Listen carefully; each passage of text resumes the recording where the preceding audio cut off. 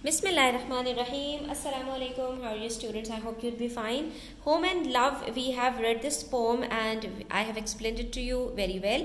और आज हम करने वाले हैं रेफरेंस टू कॉन्टेक्स्ट, क्योंकि क्वेश्चन नंबर 1 के अंदर हम पार्ट ए के अंदर सारे क्वेश्चंस ऑलरेडी सॉल्व कर चुके हैं। अब बारी है रेफरेंस टू कॉन्टेक्स्ट की। इसके अंदर भी तकरीबन ज़्यादातर क्वेश्चंस के आंसर्स जो है बहुत ही इजी हैं, तो उसको हम आज डिस्कस करेंगे।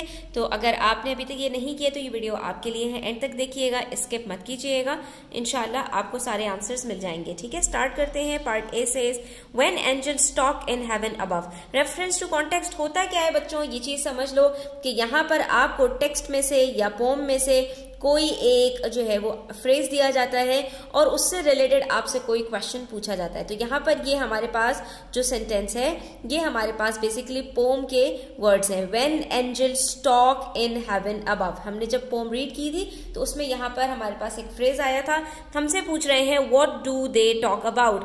तो यहाँ पर कह रहे हैं ना when angels talk in heaven above, जब फरिश्ते आसमानों में ऊपर बात करते हैं। तो सवाल ये है कि फरिश्ते किस चीज के बारे में बात करते हैं? Of course home and love के बारे में। तो हम यहाँ पे क्या कहेंगे?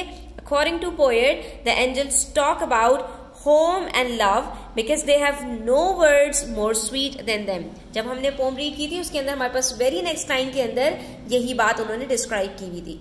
नेक्स्ट पार्ट बी में है somehow they travel hand and glove. ये भी एक फ्रेज हमारे पास आया था, इससे रिलेटेड हमसे 2 क्वेश्चंस पूछ रहे हैं। यहाँ पर हैंड एंड ग्लव से क्या मतलब है? जब हाथ में हम दस्ताने पहन लेते हैं तो वो एक ही यकजान हो जाता है ना, यानी कि वो अलग अलग नहीं रहता। बिल्कुल इसी तरह से होम एंड लव भी है।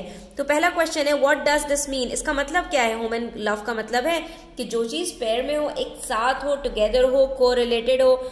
और what travels in this way, तो यहाँ पर ये कह रहे हैं ना समहाउ दे ट्रेवल। तो यहाँ पर दे से कौन मुराद है? यहाँ पे of course home and love मुराद है कि यानी ये दोनों भी इसी तरह से कि एक चीज दूसरे के साथ इसी तरह से जुड़ी हुई होती है कि एक होती है तो दूसरी खुद ब खुद उसके साथ आ जाती है। Part C and if you have both, और अगर आपके पास दोनों हो, कौन? Home and love. What does the both refer to? तो both का मतलब क्या है? Again home and love. तो हम देख सकते हैं 3 क्वेश्चंस के आंसर्स अब तक हमारे पास होम एंड लव थे।